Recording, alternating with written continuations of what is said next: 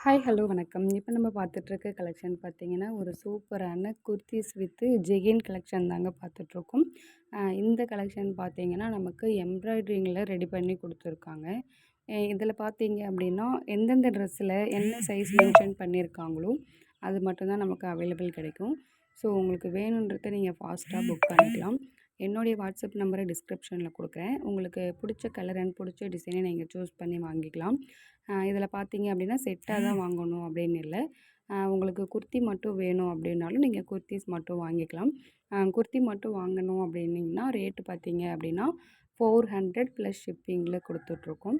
அ அதே மாரி kurtis with jegging 2மே சேர்த்து வேணும் அப்படின்னா, 600 ஃப்ரீ ஷிப்பிங்கில குடுத்துட்ருக்கோம்.